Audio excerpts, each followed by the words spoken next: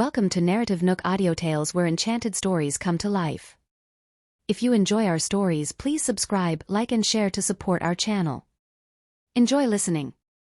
Bard was grinning from ear to ear. My wish is for you to grow up happy and healthy, and for your grandfather's illness to be cured. What about yourself? Himself? This was the first time Bard had thought about it. He was successful in his career. In this country, he could get anything he wanted with the snap of his fingers. Uncle Bard, look under the paper. Bard lifted the paper to reveal a small, transparent vial containing a single pill. This is an emergency pill. If you're suddenly poisoned or fall ill, this pill can save your life until I can get to you. For someone as esteemed as Bard, there must be plenty who want him dead.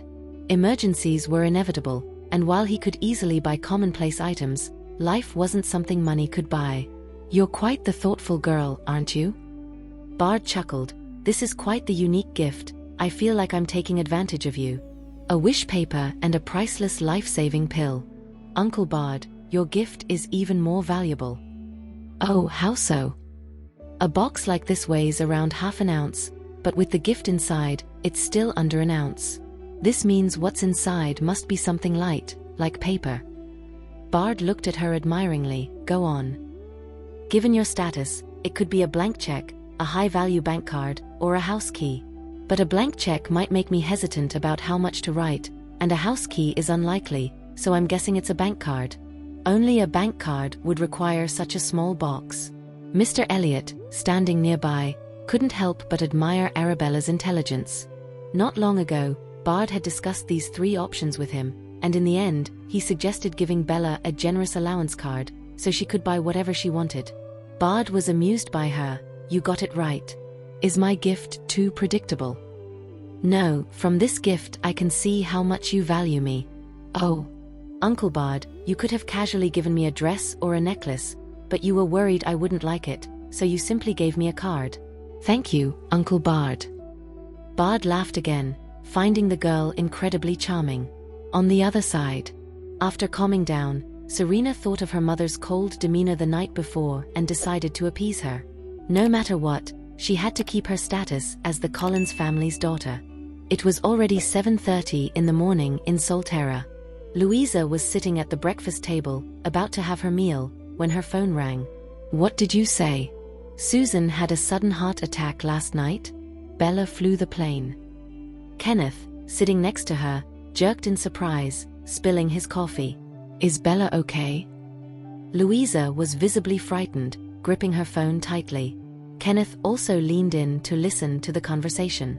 After hearing the entire story, Louisa finally breathed a sigh of relief. You scared me. As long as she's okay, that's all that matters. Who knew the little girl could fly a plane? Tears welled up in her eyes. Thank God she could, or the outcome could have been disastrous. With urgency, Kenneth snatched the phone, questioning the person on the other line. How did Susan end up with a heart attack? I've never heard of her having heart problems before. Has she been taken for a medical checkup? And when can we expect the results? Okay, as long as she's fine. Louisa grabbed the phone back. What is Bella doing now? Good, I won't disturb her then. After the call ended, Louisa felt weak in her knees. I didn't expect Bella to have such a dangerous encounter last night, and she didn't even mention it. Bella has always been the reserved type. She's too considerate. Kenneth couldn't help but say, not long ago, a helicopter took off and the pilot suffered a heart attack and passed out. Luckily, a female passenger saved the day, managing to control the helicopter. When I first heard this news, I thought, how could someone with heart problems be allowed to fly a plane? Susan has always been in good health. There shouldn't be any underlying diseases. Louisa remembered reading about similar cases in the news. An airline pilot also suffered a heart attack during flight, but he managed to make an emergency landing before he passed away. And there was the incident with a Bangladeshi airline, where the captain of a flight from Muscat to Dhaka, carrying 124 passengers, suffered a fatal heart attack mid-flight. And a pilot from Skywatch Airlines who had the same issue. Louisa was still shaken. Thank goodness Bella managed to land safely and even saved Susan. That girl is truly brilliant.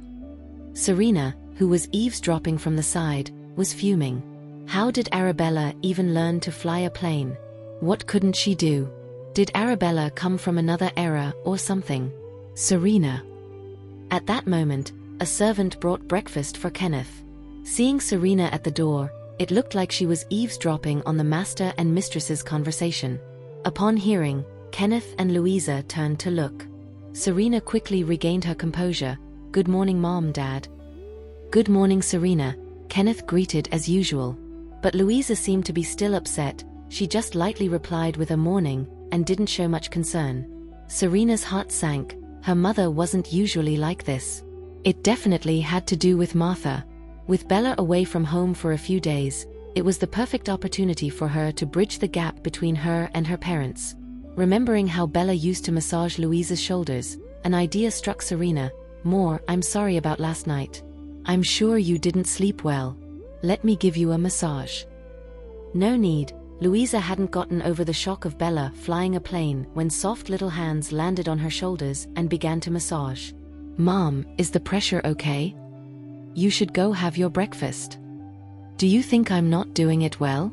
I know I can't compare to Bella, but I can learn." Louisa didn't expect her to interpret her words like that.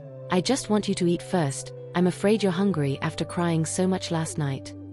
"Mom, you still care about me, right?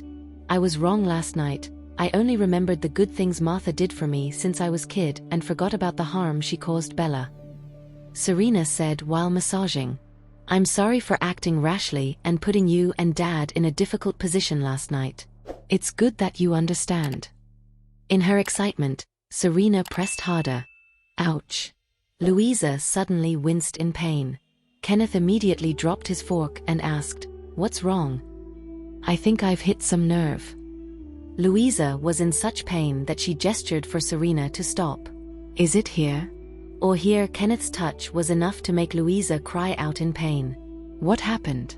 "Serena, where did you learn this massage technique?" Kenneth asked worriedly.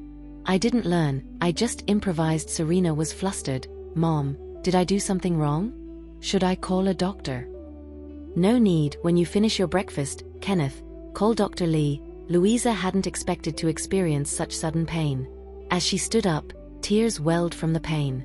It felt worse than a crick in the neck. As Kenneth helped her walk out, he dialed Dr. Lee's number. Serena hadn't expected her good intentions to cause such trouble, so she followed. "Mom, let me help you. Why don't you sit on the couch and wait? Dr. Lee will be here soon." Seeing her daughter's concern, Louisa didn't reprimand her. Instead, she comforted, "Don't worry, I'm fine." "You didn't finish your breakfast." Serena looked guilty. "I'll get you a glass of water." As she rushed to get the water, she stumbled over a stool, and water spilled towards Louisa. Kenneth quickly stepped in front of Louisa, getting soaked himself and splashing some water on Louisa's face. Once again, Serena's good intentions had gone awry. "I'm sorry, Mom, Dad, I didn't mean to." She hurriedly grabbed some tissue to wipe Louisa's face, but her hasty movements made Louisa wince in pain. Serena, you go and have your breakfast. I'll manage." "Honey, are you okay? Let me help you change your clothes." Kenneth gently dabbed the water off her face, then helped her upstairs. Seeing their retreating figures, Serena felt a pang of guilt. Why did it seem like every time she tried to impress them, something went wrong?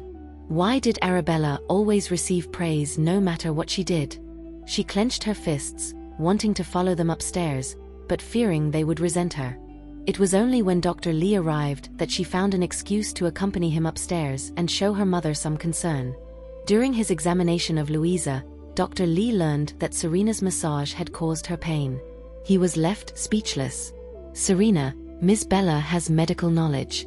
She knows the proper techniques for massage and she is aware of pressure points and their effects. It wasn't something she could improvise. If there was a mistake, it could be more than just a few days of pain." Listening to Dr. Lee, Serena felt even worse. Kenneth, however, offered her some consolation. "Serena meant well. She wanted to help us like Arabella does, she just didn't know the right way. Dr. Lee, my wife will be okay, right? No serious harm done, but she'll be in pain for 3 or 4 days. I'll prescribe a topical cream for you, apply it 3 times a day on the painful area, and the symptoms should lessen significantly after 3 days. Thank you, Dr. Lee. Upon hearing that she would have to endure the pain for a few more days, Louisa suddenly felt like crying. The doctor in charge at that time had prescribed medications for shortness of breath, but there was little improvement. Your grandpa was always complaining about discomfort. So, I consulted another doctor who felt that something was off about your grandpa's condition. Can you guess what it was? Bard asked, turning to the young girl sitting next to him. Arabella nodded slightly. People with chest discomfort can't just fall asleep instantly. Exactly. The second doctor said the same. He also mentioned that your grandpa usually had high blood pressure. But when they checked, his blood pressure was sometimes extremely low, even immeasurable. They suspected a heart attack and recommended hospitalization. During the hospital stay, a CT scan revealed a strip shadow in the old man's pericardium. However, the medical team was clueless about how to handle it. They had no choice but to seek treatment abroad. Your grandmother was seriously ill at the time, and your uncle couldn't manage it all by himself. So, I took your grandpa to Dawnstar and admitted him to the hospital here. After detailed examinations, they found a lot of fluid in his pericardium. They conducted a series of tests, ruling out viral pericarditis and tumor pericarditis.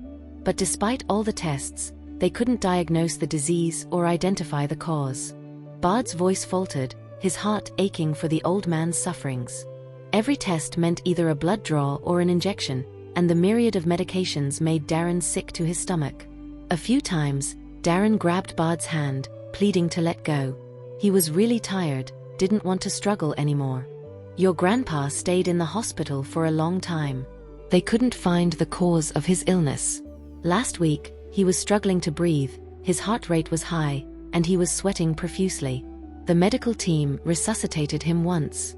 But just a few days later, he's uncomfortable again, with symptoms even worse than before.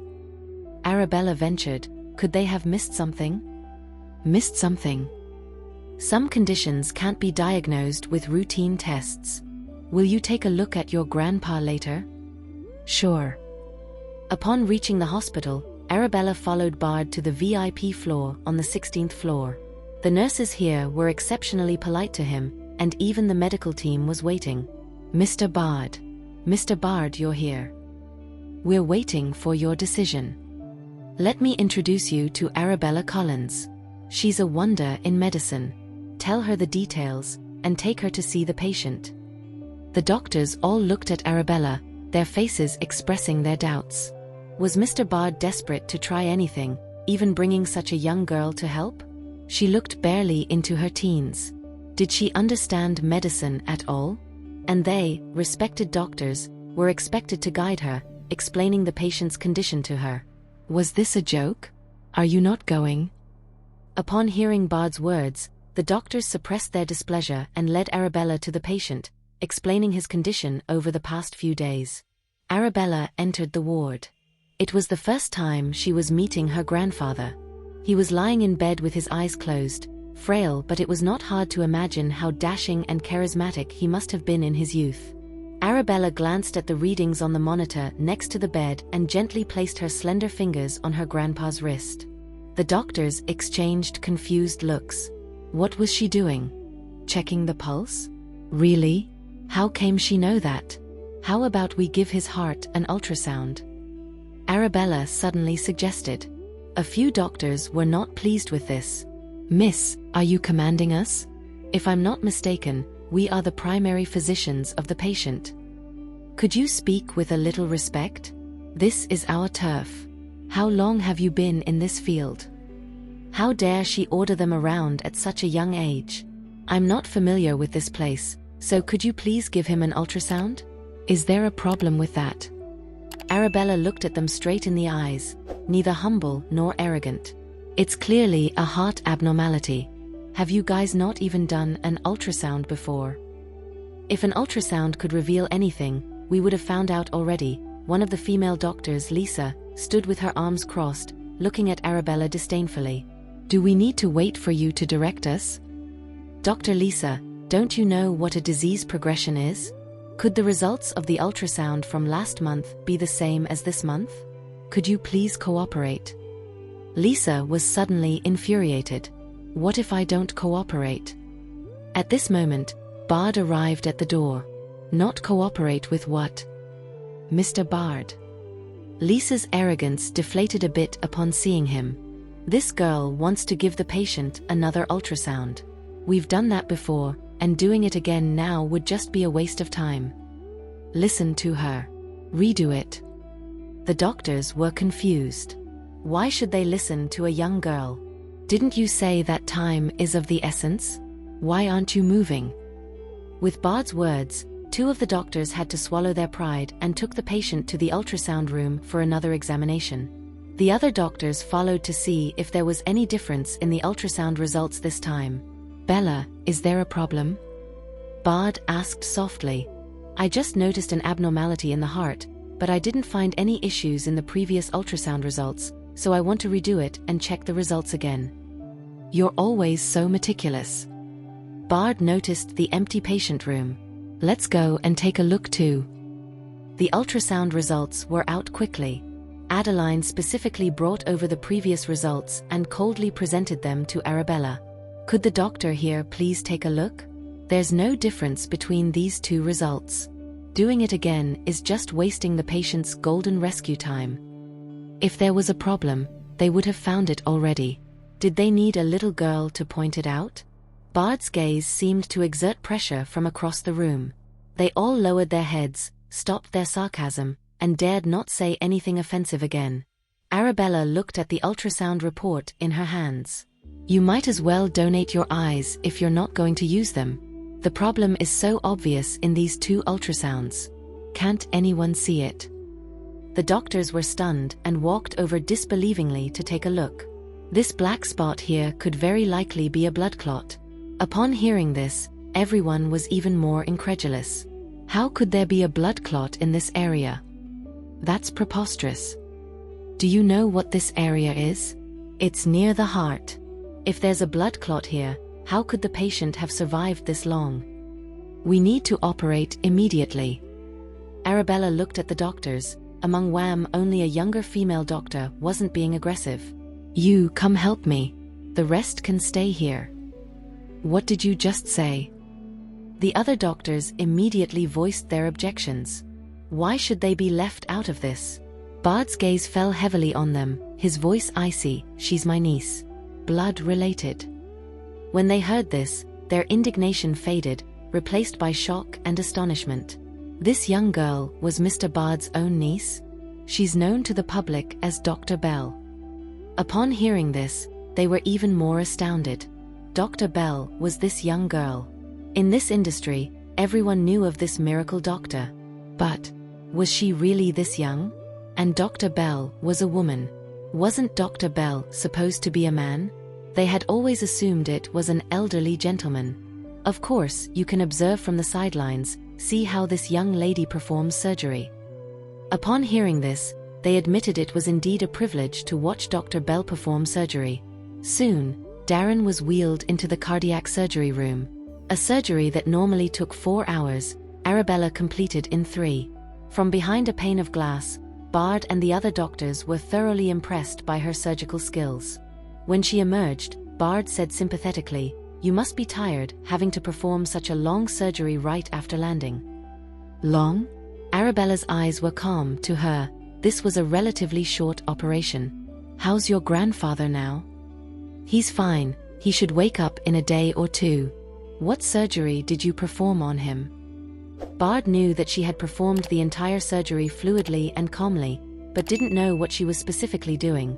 In simple terms, it was a cardiac rupture repair surgery.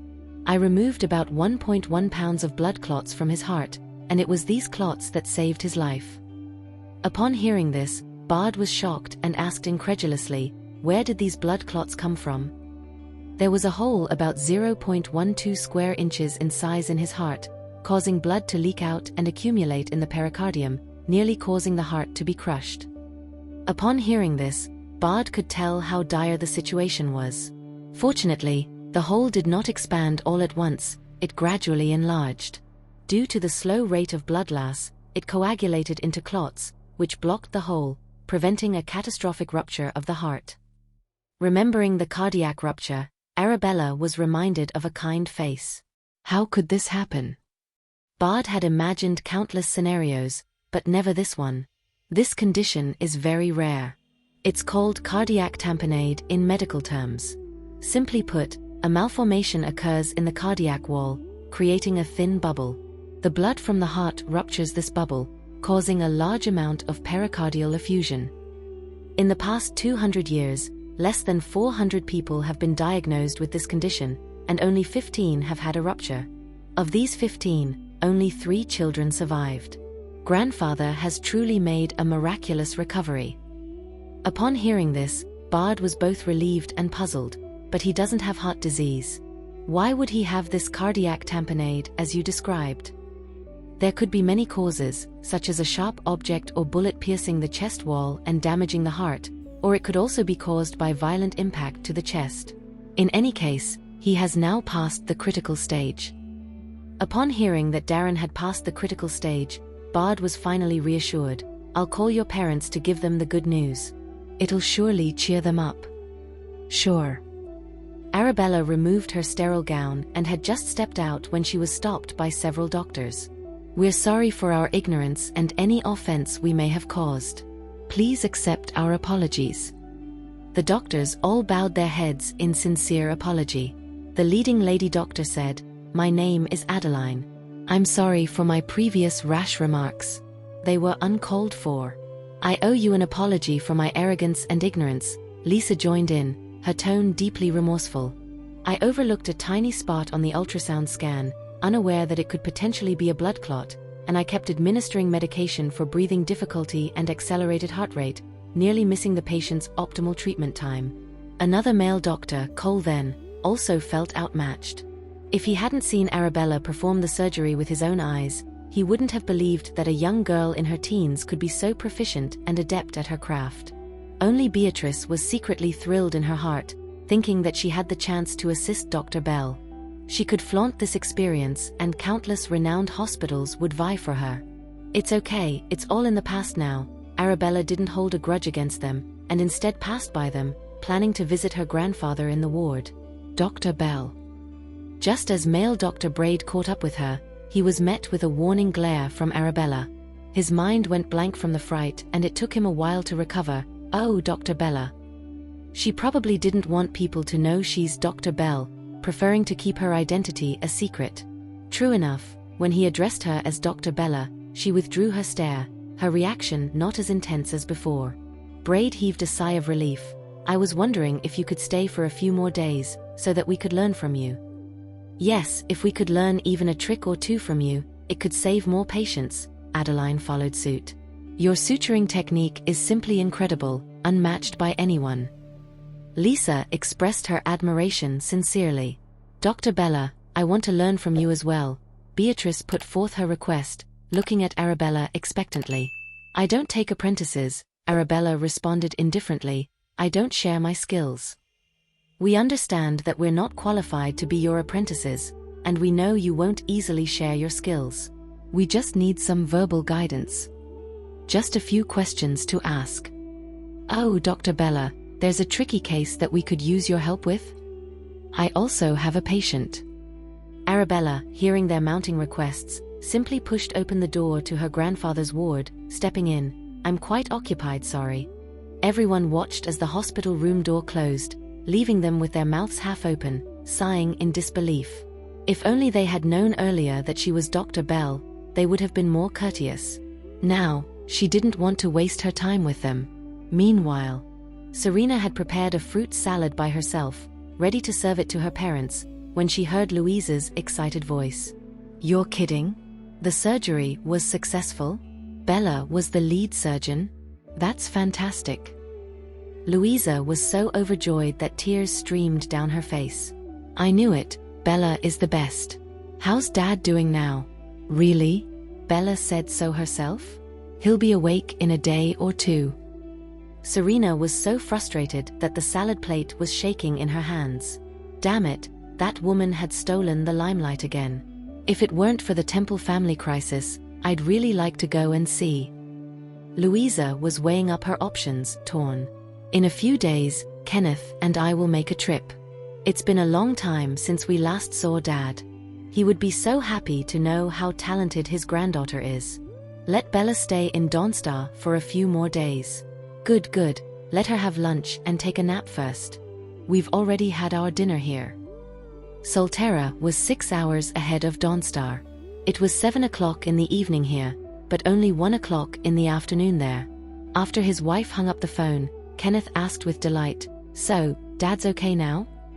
Bella examined him, found a small hole in his heart that was leaking blood, which formed a clot and plugged the hole. The others couldn't figure out what was wrong with Dad, but Bella insisted on doing an ultrasound, found the problem, and performed the surgery in time. Thank God for Bella. Kenneth sighed with gratitude. She's so capable, all thanks to those old men. During the years when we hadn't found our daughter, they treated Bella as their own granddaughter, passing on all their skills to her. As soon as we're free, we should visit them 1 by 1 inch. Dad, Mum, who are we visiting? Serena asked sweetly as she brought in the dessert fruits. Serena's here? Kenneth grinned. These fruits look different from usual. Did you make them yourself? Can you tell they're ugly just because I made them? Serena carved the flesh of the cantaloupe into a bouquet pattern, topped it with mangoes shaped like roses, and added grapes and watermelon balls. Very creative. I'll try one, Kenneth said, but the fruit he picked up was first fed to his wife. He then tasted a peeled grape, sweet, delicious. Dad, Mom, who were you talking about visiting just now? I'm on vacation now. I have time to go with you. We're referring to the old men who taught your sister. Then, can I learn from them too? Serena showed keen interest. If I could be half as capable as my sister, I could make you proud and help more people, so Bella wouldn't have to work so hard alone. Kenneth thought it was a good idea and was about to agree when Louisa interjected, "Those old men have never taken on any disciples, only your sister. We can guess their intention. Serena, you should focus on your studies. Having Bella is enough to handle any emergencies. The more people involved, the more worries." Indeed, those men were Bella's master. Asking Serena to become their disciple would mean sharing not only Bella's family but also her master. It wasn't that Bella was stingy and unwilling to share. The fear was that they chose their disciples based on fate, talent, and gifts, not on relationships or introductions. Upon hearing this, Serena felt uncomfortable. Was the implication that it was enough for Arabella to be the center of attention? That she, the adopted daughter, wasn't needed to handle family matters? If you want to learn, I can hire other famous teachers for you. They don't have to be the same as your sister, Kenneth said with a chuckle. Serena's heart sank further. Why was this incredibly insightful gentleman not willing to teach her personally, instead insisting on having her study under a tutor? Was it because he was afraid she might outshine Arabella? It reeked of favoritism. Afraid his own daughter would be surpassed. Serena, you've grown up pampered and sheltered. Everything your sister knows, she learned through grit and determination. You could start with some simple theory from a well-known tutor. Oh, what are you interested in? What do you want to learn? Serena flashed a sweet smile. I'll let you know when I decide what I want to learn. Dad, has Arabella visited Grandpa in Dawnstar? How's his health? Let me tell you, your sister is impressive. She spotted the problem as soon as she got there. In his excitement, Kenneth got a swift kick from Louisa, reminding him to watch his words. Sure enough, Serena's eyes dimmed for a moment before she quickly resumed her cheerful demeanor. Arabella is indeed incredible. She noticed a problem that so many doctors overlooked. All of that comes with experience, from saving so many people, Louisa interjected. Now, Serena, your father and I are going for a walk. Enjoy the fruits. Seeing the carefully arranged fruit platter barely touched by her parents, Serena felt a pang of disappointment. Dad, Mom, it's been a while since I've seen Grandpa. When can we all visit? Serena asked, a hopeful glint in her eyes. Louisa hesitated. Perhaps next time when your grandma is also feeling better, we can all gather for a lively reunion. Serena didn't expect her mother's change of heart. Was it to give Arabella some peace and quiet, an opportunity to bond with their grandparents without her, the adopted daughter, bothering them? Her mother was indeed cunning, harboring such a scheme. In the hospital room. Upon her arrival, Arabella received a call from her grandmother. "Bella, I heard that you saved your grandpa." Belinda's voice was a mix of excitement and incoherence. "You're such a good girl, a skilled doctor, and so modest. I don't know what your grandpa and I would have done if you hadn't returned to this family. We might have already met our maker." "Grandma, it's not as serious as you make it out to be," Arabella said with a light laugh. "How have you been feeling these past few days? Are you getting used to the new medication?" "It's much better than before. The previous medicine was," Belinda didn't dare to elaborate, she simply said, "a bit bitter." Arabella chuckled. "I know you don't like bitter things, Grandma. So, I added a few ingredients to make the medicine less bitter." Belinda sounded delighted. "It's much better. I used to, well, you know the saying, bitter medicine cures sickness, so I drank it all in one go." Belinda's voice was filled with affection and indulgence for her granddaughter. Arabella's smile widened. "In a few days, I'll give you a new prescription that should taste even better." "Really?" Belinda sounded thrilled, then she remembered something. "Oh yes, I heard from your uncle that your grandpa's heart rupture was caused by an external injury. That reminds me of something that happened a long time ago." Arabella listened attentively to her grandmother's story. For listening. If you have enjoyed this story, please like and share so others can see it too. Also hit the subscription button and notification bell so you can be notified on our next release. Thank you for your support. God bless you.